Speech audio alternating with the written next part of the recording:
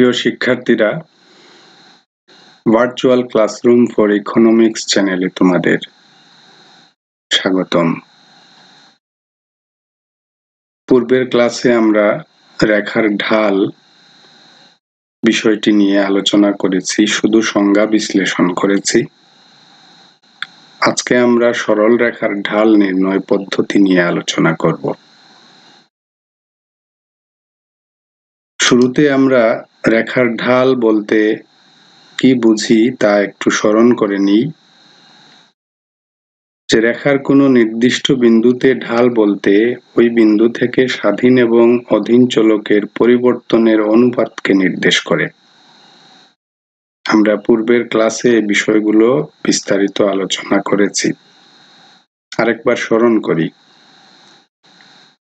তো যদি কোনো অপেক্ষকে x হয় স্বাধীন চলক আর y হয় অধীন চলক, তাহলে ওই অপেক্ষকের কোনো বিন্দুতে ঢাল হবে স্বাধীন চলকের পরিবর্তন আর অধীন চলকের পরিবর্তনের অনুপাত। স্বাধীন চলকের পরিবর্তনটা বসবে অনুপাত লেখার সময় নিচে, আর অধীন চলকের পরিবর্তনটা অনুপাত লেখার সময় উপরে। এইটুকু শুধু খেয়াল রাখতে হবে। তাহলে রেখার ঢাল বলতে আমরা সোজা কথায় বলতে পারি changing y by changing x। ওয়াইটা অধীন চলক, এক্সটা স্বাধীন চলক, এই দুই চলকের পরিবর্তনের অনুপাত হচ্ছে কোনো ফাংশনের নির্দিষ্ট বিন্দুর ঢাল। এখন আমরা সরল রেখার ঢাল নির্ণয় করব। সরল রেখা দুই ধরনের হতে পারে, একটা ঊর্ধ্বগামী সরল রেখা, একটা নিম্নগামী সরল রেখা। প্রথমে আমরা নিম্নগামী সরল রেখার ঢাল নির্ণয় করে দেখব, তারপরে আমরা ঊর্ধ্বগামী সরল রেখার ঢাল নির্ণয়ে যাব। তোমাদের শুরুতে বলে রাখি, রেখার ঢাল একটা নির্দিষ্ট বিন্দুতে পরিমাপ করা হয়, আর সরল রেখার সকল বিন্দুতে যেহেতু ঢাল অভিন্ন, তাই একটা নির্দিষ্ট বিন্দুর ঢাল নির্ণয় করলে তার সকল বিন্দুর ঢাল জানা হয়ে যায়। আর বক্ররেখার প্রত্যেক বিন্দুতে ঢাল ভিন্ন ভিন্ন হয়। বক্ররেখার ঢাল নির্ণয় পদ্ধতি একটু ভিন্ন, আমি পরে বলে দেব, বা দরকার হলে এ নিয়ে আমি আরেকটি ক্লাস আপলোড করব। তাহলে আমরা প্রথমে নিম্নগামী একটি সরল রেখার ঢাল কিভাবে নির্ণয় করতে পারি তা নিয়ে আলোচনায় যাই। একটা চতুর্থাঙ্ক নিলাম, এই চতুর্থাঙ্কে দেখো KL একটি নিম্নগামী সরল রেখা। এই KL রেখার উপর একটি বিন্দু আমরা বিবেচনা করি, মনে করো এ বিন্দু, এই বিন্দুটা KL রেখার উপরে অবস্থিত একটি বিন্দু। এই বিন্দুতে আমরা KL রেখার ঢাল নির্ণয় করব। এ বিন্দুতে দেখো স্বাধীন চলক x এর পরিমাণ OX0 আর অধীন চলক y এর পরিমাণ হচ্ছে OY0। এখন আমাদের তো স্বাধীন এবং অধীন চলকের পরিবর্তনের অনুপাত বের করতে হবে। তো পরিবর্তন বিবেচনার জন্য আমরা করি কি, এই KL রেখা বরাবর এ বিন্দুর উপরে অথবা নিচে আরেকটি বিন্দু আমরা বিবেচনা করব। তারপরে এই দুই বিন্দুতে x এবং y এর পরিবর্তনটা আমরা নির্ণয় করব। এখানে এ বিন্দুর নিচে প্রচুর জায়গা আছে, আমি নিচে আরেকটি বিন্দু B বিবেচনা করলাম। B বিন্দু অনুসারে দেখো x এর পরিমাণ OX1 আর y এর পরিমাণ OY1। এখন আমরা এ থেকে B বিন্দুতে চলক x এবং y এর পরিবর্তন বের করতে পারি। কিভাবে? তোমাদের আরেকটি কথা বলে রাখি, তোমাদের মনে রাখতে হবে, এ হচ্ছে আমাদের প্রাথমিক বিন্দু বা বিবেচ্য বিন্দু। এই বিন্দুতে আমরা ঢাল নির্ণয় করব। পরিবর্তন বিবেচনার জন্য পরবর্তীকালে আমরা B আর একটি বিন্দু নিয়েছি। সুতরাং এ বিন্দু অনুযায়ী যে পরিমাণগুলো আছে, x এর পরিমাণ, y এর পরিমাণ, এগুলো হচ্ছে আমাদের প্রাথমিক পরিমাণ। আর B বিন্দু অনুসারে এক্স এবং ওয়াই এর যে পরিমাণ এগুলো হচ্ছে পরিবর্তিত পরিমাণ। তো পরিবর্তন নির্ণয় করতে গেলে সব সময় তোমরা মনে রেখো পরিবর্তিত পরিমাণ থেকে প্রাথমিক পরিমাণ বিয়োগ করতে হয়। তাহলে চলক এক্স এর পরিমাণ আমরা নির্ণয় করব, তার আগে একটু খেয়াল করো, এই যে এ বিন্দু থেকে ভূমি অক্ষের উপর যে লম্ব রেখাটি টানা হয়েছে আর বি বিন্দু থেকে লম্ব অক্ষের উপর যে লম্ব টানা হয়েছে, এই দুই রেখা যে বিন্দুতে ছেদ করেছে এই বিন্দুটির নাম আমরা দিয়ে দিলাম সি বিন্দু। এটি আমাদের কাজে লাগবে, না দিলেও চলবে, তবে সুন্দরের জন্য এই বিন্দুটি আমি দিয়ে রাখলাম। এখন আমরা চলক এক্স এর পরিবর্তন নির্ণয় করব। চলক এক্স এর পরিবর্তন চেঞ্জিং এক্স ইকুয়ালটা কি? পরিবর্তিত পরিমাণ এক্স এর ও এক্স ওয়ান তার থেকে বিয়োগ করা হবে ও এক্স নট। এই যে লেখা হলো O x one minus O x nought. তোমরা কখনো O x nought minus O x one লিখবে না, তোমরা খেয়াল রাখবে পরিবর্তিত পরিমাণ থেকে প্রাথমিক পরিমাণটা বিয়োগ করতে হবে।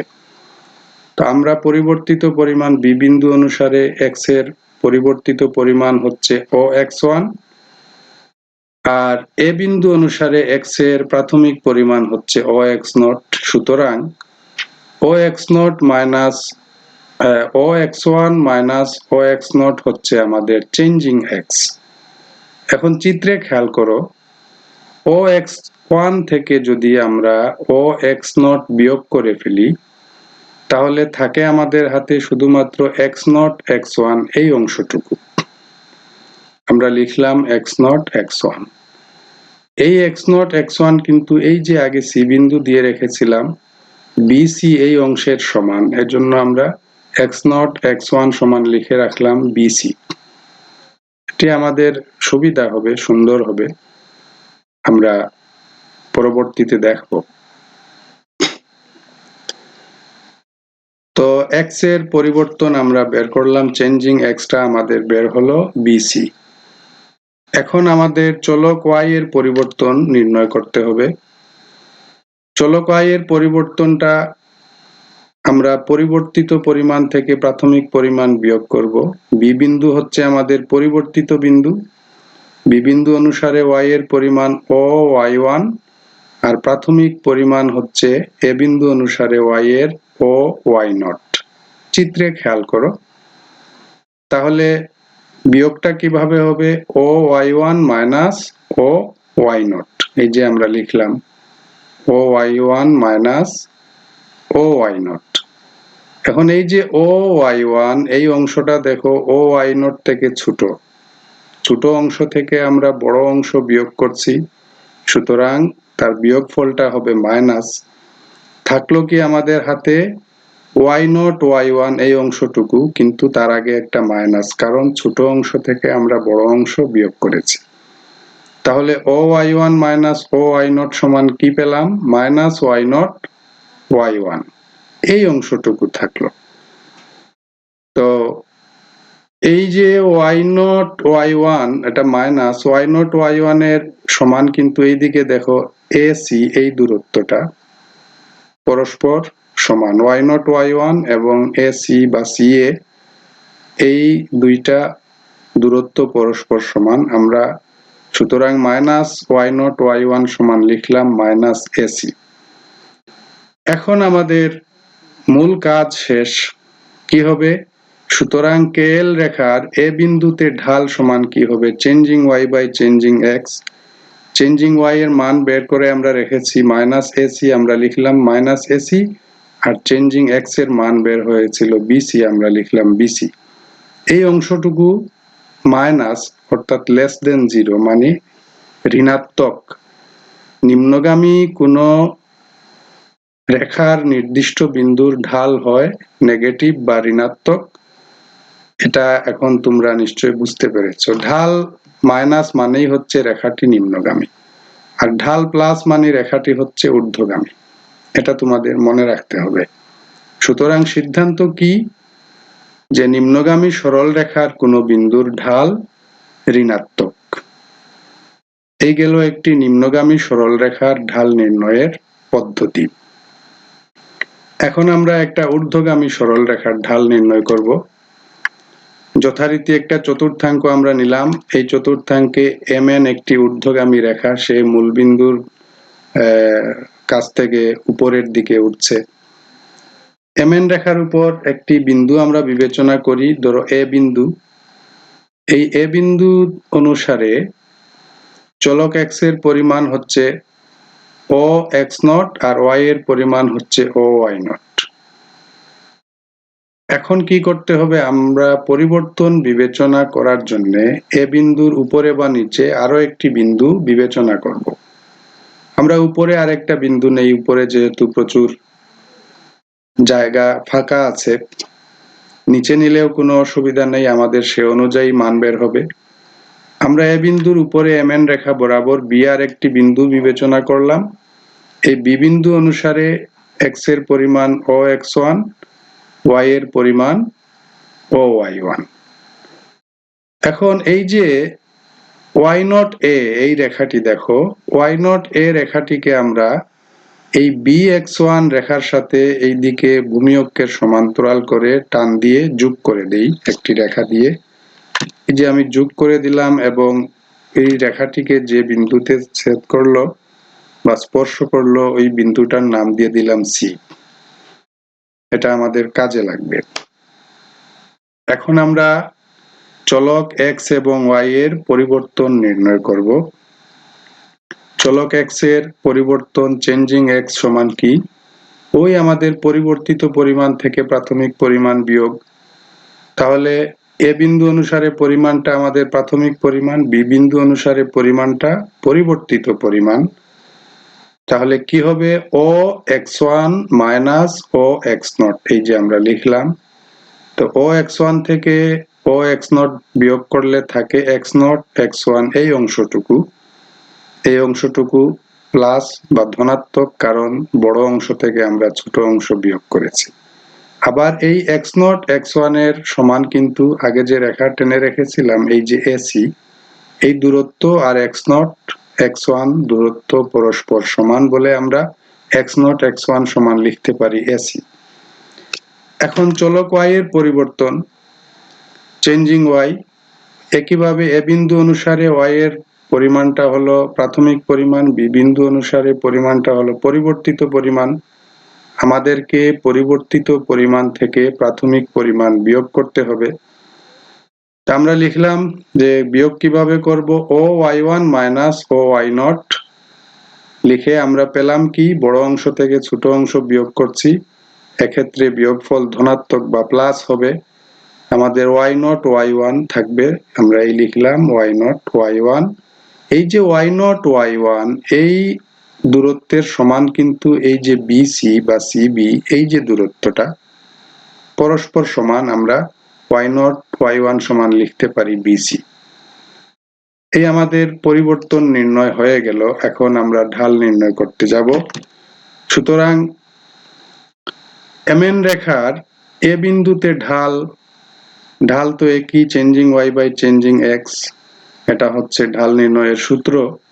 সমান আমরা লিখবো চেঞ্জিং ওয়াই বের করে রেখেছি, এই যে বিসি লিখলাম বিসি, আর চেঞ্জিং এক্স হচ্ছে এসি, আমরা লিখলাম বিসি বাই এসি। এখানে কোনো মাইনাস নেই, অর্থাৎ এটি ধনাত্মক, আর ধনাত্মক মানেই হচ্ছে গ্রেটার দেন জিরো।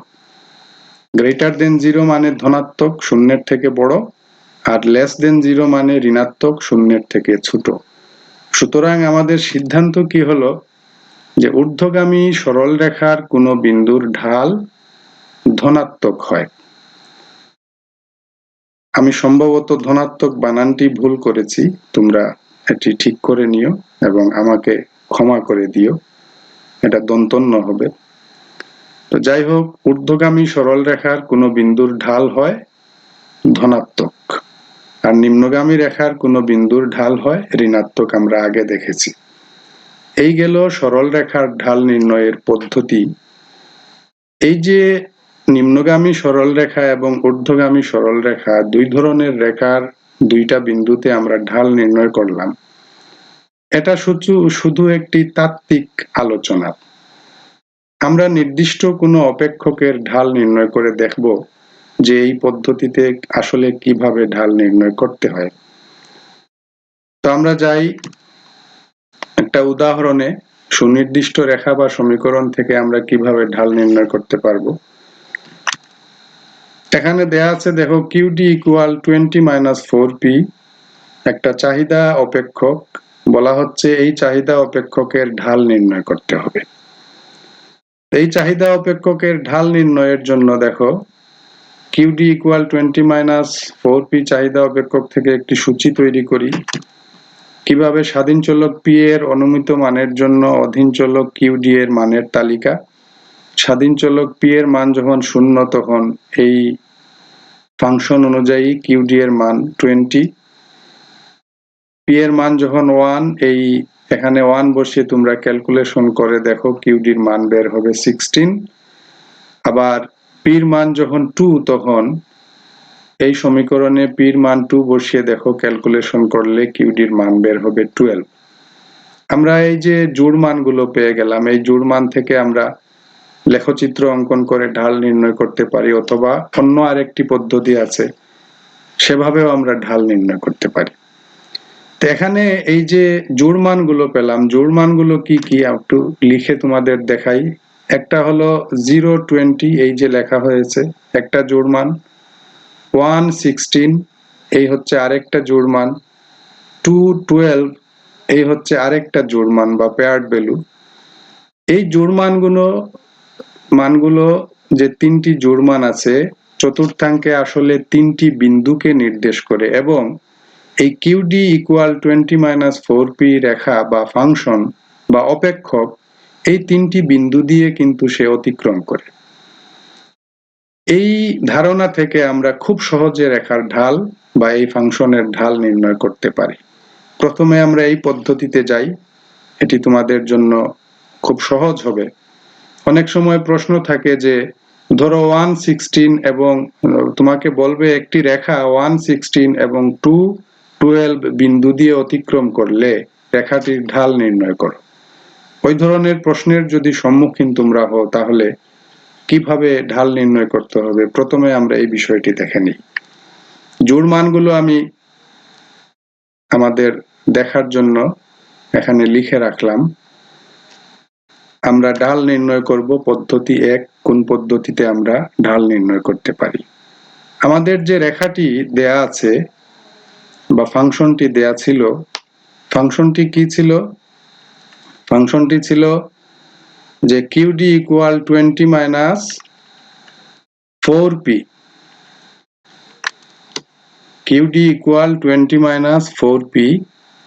এখন এই যে ফাংশন থেকে আমরা যে জোড় মানগুলো নির্ণয় করলাম, আমরা বলতে পারি যে আমাদের প্রদত্ত অপেক্ষকটি 0, 20 এবং 116 এই দুই বিন্দু দিয়ে অতিক্রম করে, অথবা বলতে পারি 0, 20 এবং 212 এই দুই বিন্দু দিয়ে অতিক্রম করে, অথবা বলতে পারি 116 এবং 212 এই দুই বিন্দু দিয়ে ফাংশনটি অতিক্রম করে। এটা লিখি আমরা যে প্রদত্ত অপেক্ষকটি, এখানে আমি লিখেছি 0, 20 এবং 112 বিন্দু দিয়ে গমন করে। এই দুই বিন্দু দিয়ে যখন গমন করে, প্রথমে ছিল এই রেখাটি এই বিন্দুতে, তারপরে চলে গেছে সে রেখা তো বিন্দুর সঞ্চার পথ, সে 0, 20 বিন্দু থেকে চলে গেছে 116 বিন্দুতে। তাহলে আমরা এখান থেকে দুই বিন্দু পেয়ে গেলাম, 0, 20 হচ্ছে একটা বিন্দু আর 116 হচ্ছে আরেকটা বিন্দু। এই দুই বিন্দুর স্বাধীন এবং অধীন চলকের মানের প্রেক্ষিতে আমরা রেখার ঢাল নির্ণয় করতে পারি। কিভাবে? সুতরাং প্রদত্ত চাহিদা অপেক্ষকের ঢাল হবে স্বাধীন চলকের পরিবর্তন আর অধীন চলকের পরিবর্তনের অনুপাত, যেহেতু সে এই দুই বিন্দু দিয়ে অতিক্রম করে। বিন্দুগুলো খেয়াল করো, 0, 20 আর 116। এই 0টা হচ্ছে স্বাধীন চলক P এর মান, এই 20 হচ্ছে অধীন চলক QD এর মান। এই বিন্দুতে 1 হচ্ছে স্বাধীন চলক P এর মান আর 16 হচ্ছে অধীন চলক QD এর মান। এই দুই বিন্দু দিয়ে যখন অতিক্রম করে, তাহলে আমরা এটা প্রাথমিক বিন্দু ধরলাম আর এটাকে আমরা পরবর্তী বা পরিবর্তিত বিন্দু ধরলাম। তাহলে স্বাধীন চলক দুই বিন্দুতে স্বাধীন চলকের মান কি হবে?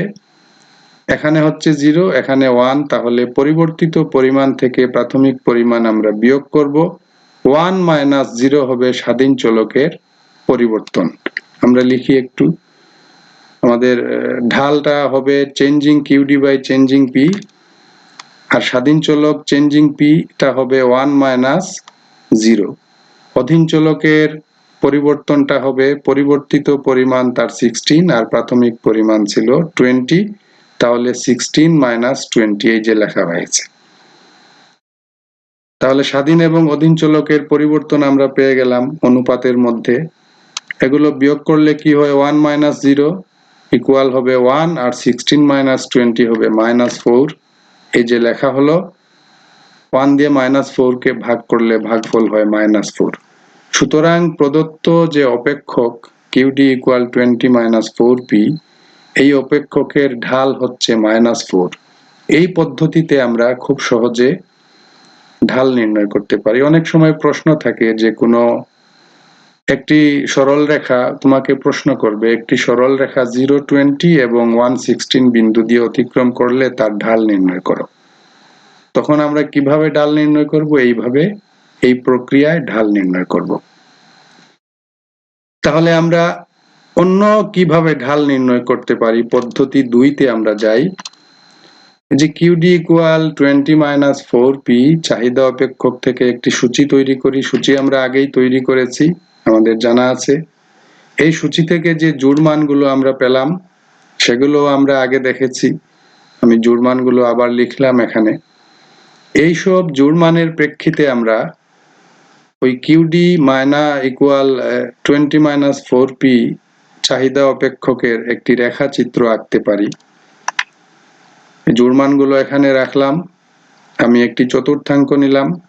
যেহেতু P এবং QD দুইটা চলকের সবগুলো মান ধনাত্মক, আমাদের অন্য কোনো চতুর্থাংশে যেতে হবে না, প্রথম চতুর্থাংশে আমাদের কাজ শেষ হবে। এবং আমরা ঐতিহ্য অনুসারে ভূমি অক্ষকে QD বা চাহিদার পরিমাণকে ধরলাম, আর লম্ব অক্ষকে P বা দাম ধরলাম। এখন আমাদের এই চতুর্থাংশের দুই অক্ষের স্কেল নির্ধারণ করতে হবে। আমি স্কেল নির্ধারণ করলাম, এইটুকু দূরত্বকে ধরলাম 4, তার দ্বিগুণ দূরত্ব 8, 3 গুণ দূরত্ব 12, 4 গুণ দূরত্ব 16, 5 গুণ দূরত্ব 20।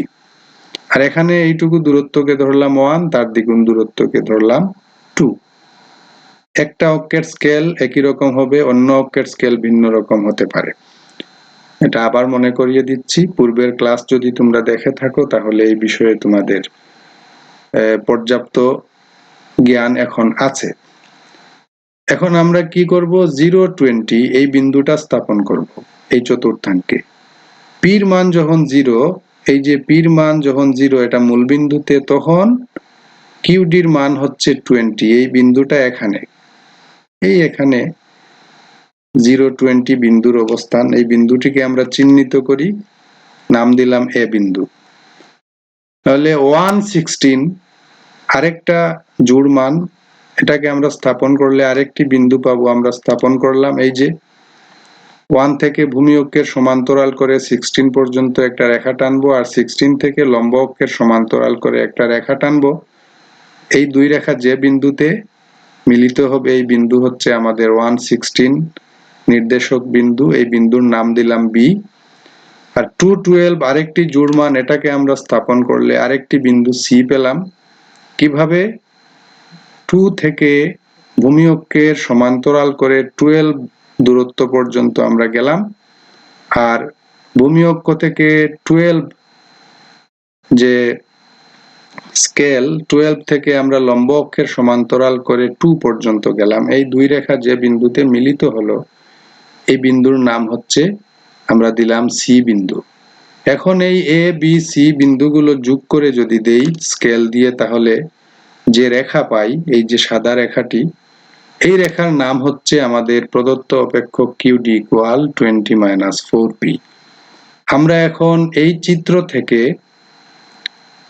এই রেখার যে কোনো বিন্দুতে ঢাল নির্ণয় করতে পারি। চলো আমরা ঢাল নির্ণয় করি।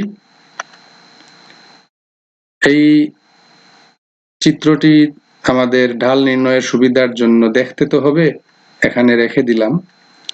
তাহলে আমরা ধরো সি থেকে এখানে এ বি সি তিনটা বিন্দু আছে, যে কোনো একটা বিন্দুতে ঢাল আমরা নির্ণয় করব।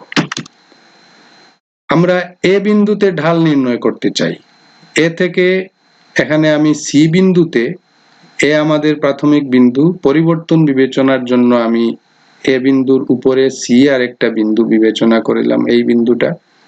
তাহলে এ থেকে সি বিন্দুতে চলক পি এবং কিউ ডি এর পরিবর্তন বিবেচনা করে আমরা চলক পি এর আর কিউ ডির পরিবর্তন নির্ণয় করে তাদের অনুপাত নিলে প্রদত্ত চাহিদা অপেক্ষকের ঢাল বের হয়ে যাবে। তাহলে প্রদত্ত চাহিদা অপেক্ষকের ঢাল সমান আমরা লিখলাম যে স্বাধীন চলকের পরিবর্তন আর অধীন চলকের পরিবর্তনে দুইটার অনুপাত। আমরা সূত্রটা লিখে রাখলাম। কিভাবে হবে? Changing QD by changing P.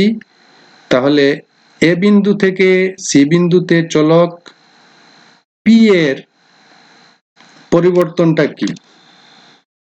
এ বিন্দুতে পি ছিল 0 আর সি বিন্দুতে পি হয়েছে 2। সি বিন্দু অনুসারে দেখো পির মান 2 আর এ বিন্দু অনুসারে পির মান 0। তাহলে চেঞ্জিং পির মান হচ্ছে, মানে পরিবর্তন হচ্ছে 2 - 0, পরিবর্তিত পরিমাণ থেকে প্রাথমিক পরিমাণ বিয়োগ। আমরা এটা করে রাখলাম। আর চলক কিউডি এর পরিবর্তন চেঞ্জিং কিউডি, এ বিন্দুতে কিউডি ছিল 20 আর সি বিন্দুতে কিউডি হয়েছে 12। তাহলে আমাদের পরিবর্তিত পরিমাণ 12 থেকে 20 যে প্রাথমিক পরিমাণ সেটি বিয়োগ করতে হবে। আমরা লিখলাম উপরে 12 - 20। এখন আমরা বিয়োগ করি, এখানে 2 থেকে যদি আমরা 0 বিয়োগ করি 0 হবে, আর 12 থেকে 20 বিয়োগ করলে কি হবে? -8 হবে। -8/2 এটা ভাগ করলে হয়ে যাবে -4। তাহলে এই পদ্ধতিতেও আমাদের ঢালের মান বের হলো -4, অর্থাৎ আমাদের যে প্রদত্ত অপেক্ষক QD = 20 - 4p এর ঢাল হচ্ছে -4। আমরা আগে যে পদ্ধতিতে বের করেছিলাম সেক্ষেত্রেও আমাদের ঢালের মান বের হয়েছিল -4। তাহলে বোঝা গেল দুই পদ্ধতি, যে পদ্ধতি অনুসরণ করেই আমরা ঢাল নির্ণয় করি না কেন, মান কিন্তু একই হবে। পদ্ধতিটা শুধু সঠিকভাবে অনুসরণ করতে হবে, আর কিছু নয়। তাহলে এইভাবে আমরা যে কোনো অপেক্ষকের ঢাল নির্ণয় করতে পারি। এগুলো সরল রেখার ঢালের ক্ষেত্রে। বক্ররেখার ঢাল কিন্তু প্রতি বিন্দুতে ভিন্ন ভিন্ন হয়। তো বক্ররেখার ঢাল নির্ণয় করতে গেলে যে বিন্দুতে ঢাল নির্ণয় করব ওই বিন্দুতে একটি স্পর্শক অঙ্কন করতে হয়। অর্থাৎ বক্ররেখার কোনো বিন্দুর ঢাল হচ্ছে ওই বিন্দুতে অঙ্কিত স্পর্শকের ঢাল।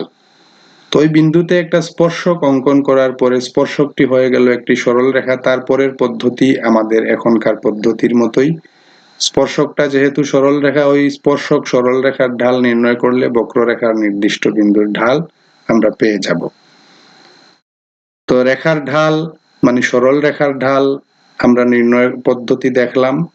নিম্নগামী সরল রেখা হলে কোন পদ্ধতিতে ঢাল নির্ণয় করব, ঊর্ধ্বগামী সরল রেখা হলে কিভাবে ঢাল নির্ণয় করব, এবং সুনির্দিষ্ট অপেক্ষক সুনির্দিষ্ট তথ্যের ভিত্তিতে আমরা কিভাবে ঢাল নির্ণয় করতে পারি সেটি আজকের ক্লাসে দেখা হলো।